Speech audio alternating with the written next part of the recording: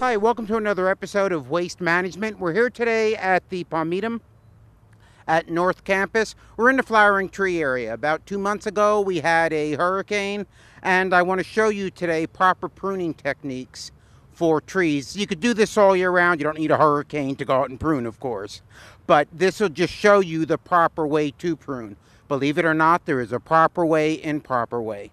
One thing I want to say before we even get started, you notice branches blew off the tree. There are long cuts and everything. If it's a healthy tree, it's going to heal itself. But there is a nice and a correct way to do it where the tree will heal much more quickly. And that's the type of pruning today, which we're going to show you. Today I actually have 3 helpers, which are wonderful. Okay, and they're actually going to be doing the work. I'm just going to go ahead and direct them, tell them how to do it. Okay, there are actual reasons why you want to prune. Some are obvious, some are not so obvious. What would be an obvious pruning reason? A dead limb. Okay, a dead limb. Fine, we'll start with that. Okay, so here we have a dead limb. You would think she was cued. Okay. So, also with this limb, I want you to notice, look at the way it's growing. It's also crossing a limb that we want to keep. So you're going to have rubbing of 2 limbs. That'll create wounds, it'll create problems. So you really don't want that. So you want to remove a limb that's growing in a direction where it interferes with other limbs. So here we have the limb. It looks like it's dead. So we'll cut it off. When you make a cut, you always start with 1 cut. That's your undercut. The reason why you do that, oftentimes, when you go ahead and prune, when you cut, for example, I'm going to cut through here.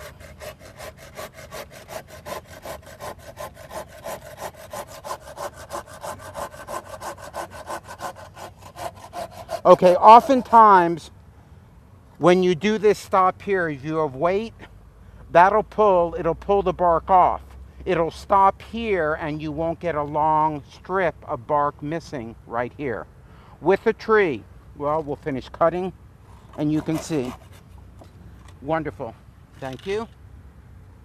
If you look at the cross section we just made, you have the bark around the outside. Right underneath the bark, you have an area which is called the cambium. That cambial layer actually contains cells which have not yet been differentiated, meaning they can become anything. They're stem cells in plants.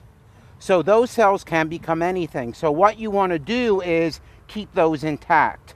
If we wouldn't have made the undercut and have the heavy limb, would have fallen over, would have pulled the bark off all the way down to where you're going to make the cut. So you really don't want that. Okay, so now we made the first cut. Reason for the first cut is to remove the heavy weight that you might have on the limb, so you're not going to get the pulling. Then the third cut should be made right above the collar. If you notice right around this area, you can see an area that looks kind of swollen. That's the collar area. That's where this branch originated from the stem. You want to leave that area intact. That contains all the meristematic tissue, all the tissue that's going to divide. So you want to cut right above that area. Okay.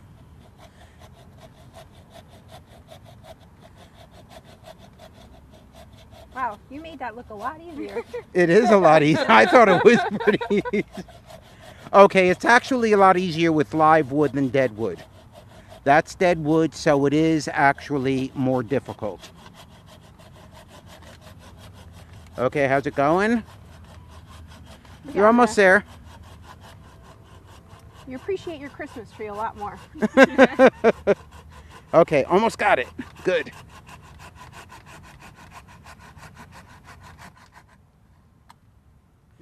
Wonderful. Okay, see, now that's a nice cut. One thing about it that we did wrong, but I'm not going to fix it. You're always best to have a cut on a slight angle. Ideally, you want a 45-degree angle if there is a bud. In this case, we'll be okay. It should heal relatively quickly. We're still a little high above the collar, The collar's here. So if you would have cut a little bit of an angle, So we could still actually fix it. you can, but you know, yeah. Exactly, and that would have been better, but that's fine. It's better than it was before anyway. Okay, so we did that, and again, we eliminated the one limb crossing. There's a tree over here I want to point out, and you're going to say, oh no, why do we have to do this? But you'll see why.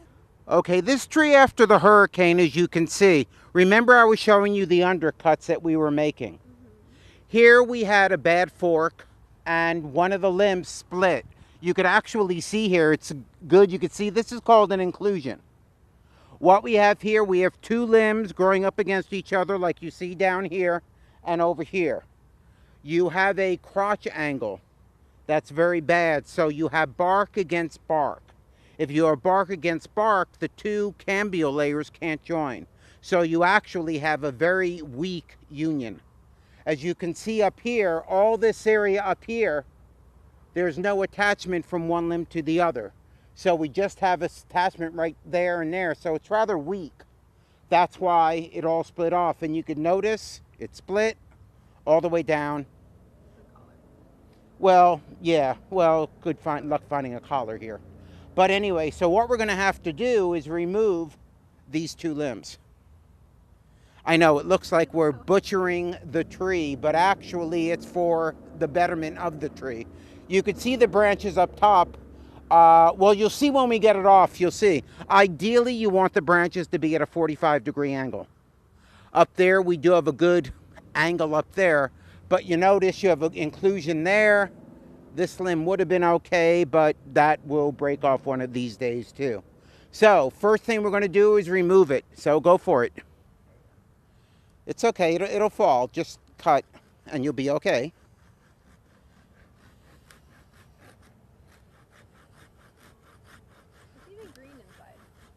Yeah, around the cambial layer, you see it was starting to heal already. Timber. Wonderful. See? Okay, now you have the major cut. Timber. Yay! Wonderful. Okay, we have one more to cut off. Go for it. Remember the undercut? Okay, there you go.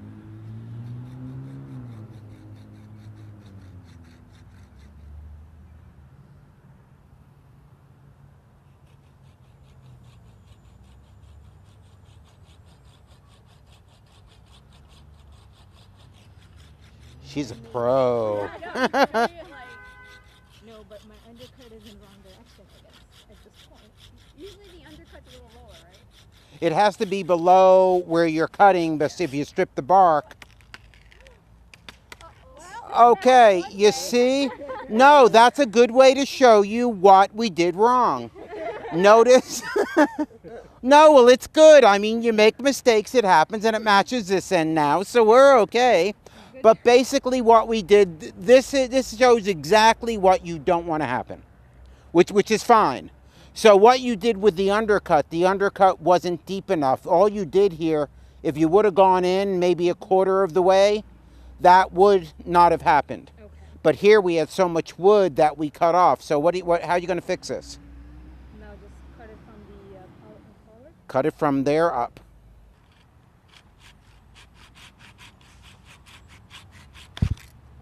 Mm-hmm.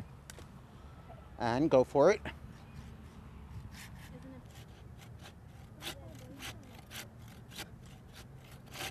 Almost. Almost.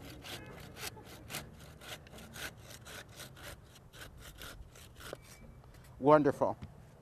Okay. Now, that is not the best cut, and you can see, ideally, we really see go there, but whatever.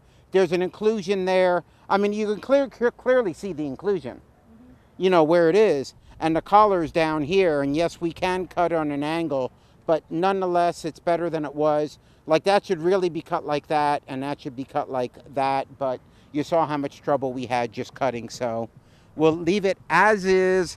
This is really not the way it should look. However, but the tree, believe it or not, will be much better off now, because you no longer have that tremendous weight. In a way, when you did the cut there, you noticed what happened. That would have happened right back in here. And you see how much of the tree it would have damaged. So it's good to get rid of the weight. The tree will heal itself. And if you look up top, do you notice the crotch angles? They're kind of 45-degree, aren't they? So the tree will be much better off. And this tree gets really large, over 100 feet tall. So this is really a very big tree. So it's good that we're doing the maintenance now on it. Okay, let's move on. Okay, I wanted to take you over here to show you what happens to a tree that you just go ahead and do a heading cut. A heading cut is where you have the central leader. I'll show you on a tree over there, the central leader, all that kind of stuff. But here we had a tree, obviously in the storm it must have been broken off or so. Then they made a cut, they made it on an angle, which is actually good. But you noticed all the lateral buds. These are buds which are actually here. If you look at a stem of a tree, you have a leaf. Where a leaf is attached to the stem, it's called a node. At the base of every leaf, at every node, there is an axillary bud. That bud can grow into a whole new branch, can grow into a whole new tree.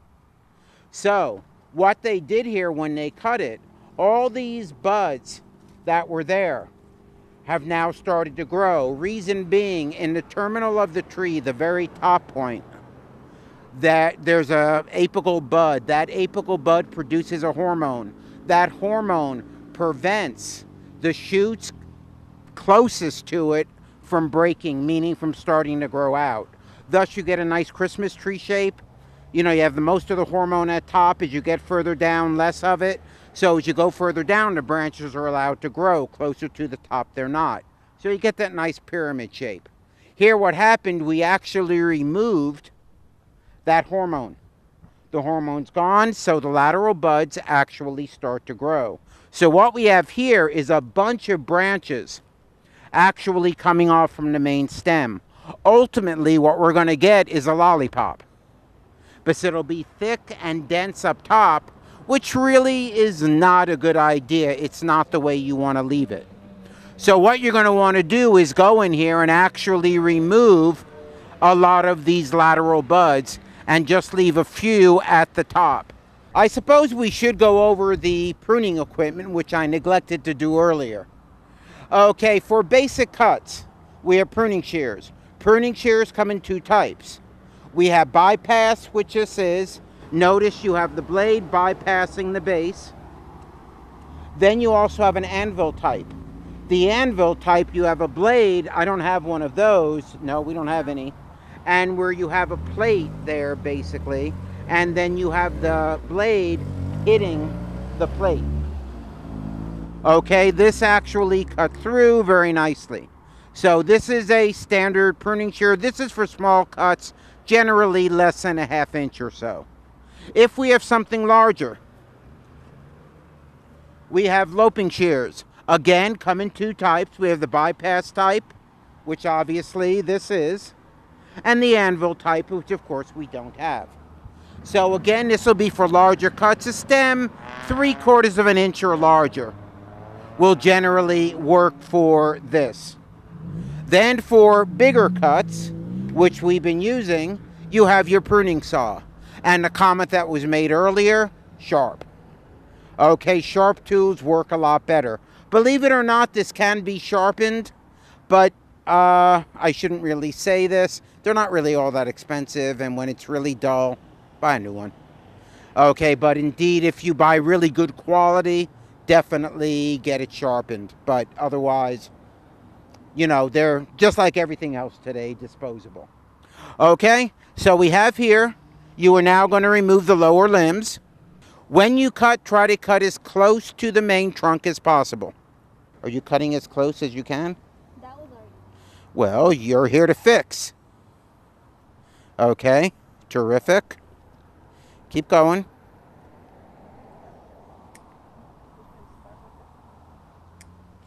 When you cut with those also, try to cut toward the middle of the blade. You'll get an easier cut. If you cut toward the tip, it'll be more difficult. Get rid of the lower stuff. Then we'll discuss the upper part. Okay, wonderful. Okay, now let's look. What do you want to leave? And tell me why. We have this. You want to leave this? No.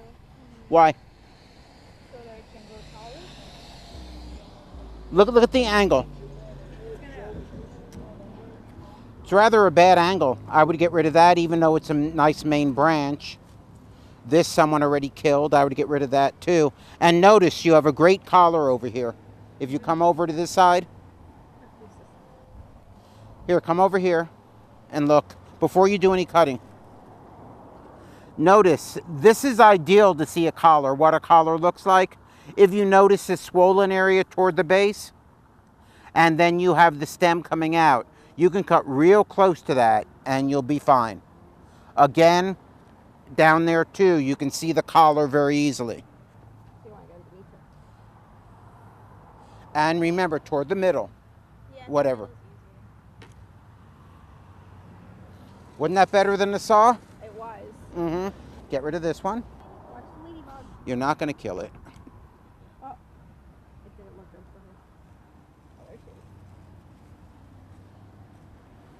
is. Okay, and the other one on the other side.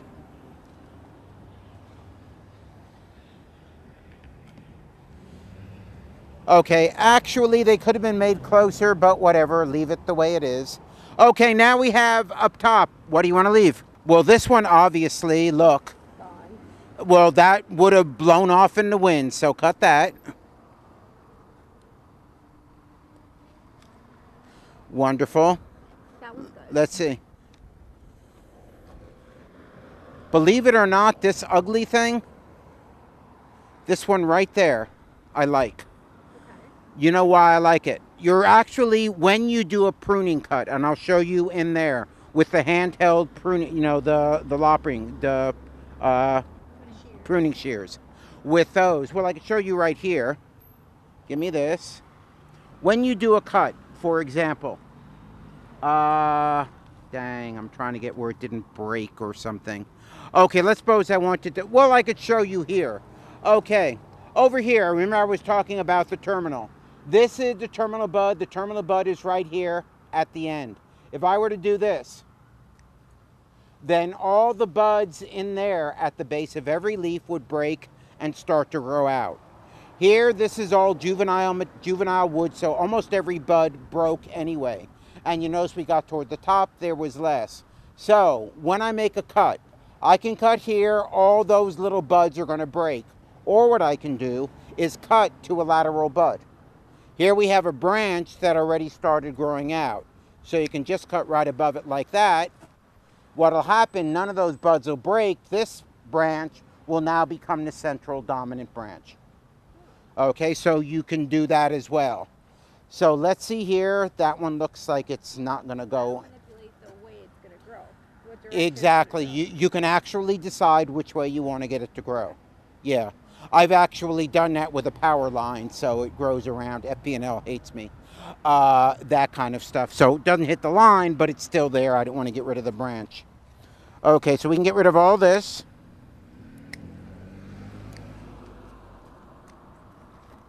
Let's see. Wonderful. And up here, what I like about this branch, and that one as well, is notice it's growing right toward the base. What this is going to do when it starts to grow, it'll actually create callus tissue that'll grow over all this. So it'll actually seal the wood. That's a nice thing about die cuts. You have monocots, die cuts. Die cuts actually have a cambium. The cambium is that layer right underneath the bark that's going to grow and produce new bark covering the exposed wood. If this were a palm and there were a cut there, it'll be there forever. But something like this, no, you get a nice healing. Here we even have a bud. It looks like they did one with the chainsaw here and decided not to. And then we have a bud coming out right here, which we can leave. I say we leave this at the moment and we can come back later and look at it. But at least we did prune it up quite a bit, which is nice. Yeah, that'll grow, that'll grow. Okay. I mean, it's not the best, but it'll do. Ideally, what I find with a mature tree when you go out there and prune, and I've done this and people are like, wow, you get done pruning a tree and people don't even notice you pruned it. Because all you're doing is opening it up. You're removing those crossed branches inside that we did for that one tree. Removing those, you're opening it up for wind passage. I had pruned my trees during the summer and I opened them up. From the hurricane, I had no damage. Of course, it was a wimpy storm in comparison to, it would have been a major storm, of course. But for what it was, I was very fortunate. I had virtually no damage, and my neighbors did because they didn't prune the tree for opening it up. And there are many different types of trees, different pruning techniques for that. Okay, let's go back over there and look at some of those trees and other pruning methods. Okay, the only reason I took you over here, the last basic or pruning, this is the kind of pruning we all like. You get a pair of scissors, those big pruning shears, and just go at it. The reason why you're doing that, remember when I showed you, if you just remove, and I showed you with the oak, if you remove that terminal, you're going to get all the other branches breaking. So you get a nice thick hedge-like effect. And that's exactly what we have here. All they do, they go in here, they just cut. Don't have to just quickly go in there, cut, give it a shape. All those axillary buds are going to break, give you a nice thick hedge like this. So this is pruning for you don't have to think. You just go ahead and do it. And you get something that looks like this. So that's nice if you like this. I personally think this is too much work. Because, I mean, to make it look like this pretty, you have to do it every few weeks down here. So it's up to you. But again, quick, easy, gives you a nice thick hedge type appearance. But if you want to do individual pruning, always keep in mind you have that terminal bud. You remove the terminal bud, the lateral buds are going to break, and then you're going to get something fuller. You can cut back to a lateral branch that's growing out, and again, you can direct the way you want the tree to actually grow. And before you prune, go in there, actually look at the tree, decide what you want it to look like, and then go ahead and remove those branches that are actually crossing each other, dead branches, things that don't look good. So go ahead and do that. And then again, with pruning, if you find it, start easy. If you find it too much work, get someone to help you, or there are always professionals out there that hopefully know what they're doing. Okay, so I hope you all got something out of this, at least pruning, why you prune, the steps for pruning, how to go ahead and do it, the different type of cuts you can make. Well, I want to thank you for tuning in and watching this episode of Waste Management. By the way, we might be changing the name one of these days. I know, Waste Management. The whole idea behind that, let me ramble for a while here, was the thing, it spelt like waste, like solid waste as opposed to waste management. So it's supposed to be like environmental, that type of thing. So in that essence, yes, we're kind of tying in there, but people have been saying, what does it mean? Okay, so now you know behind it, a little TMI. Anyway, thank you very much and see you next time.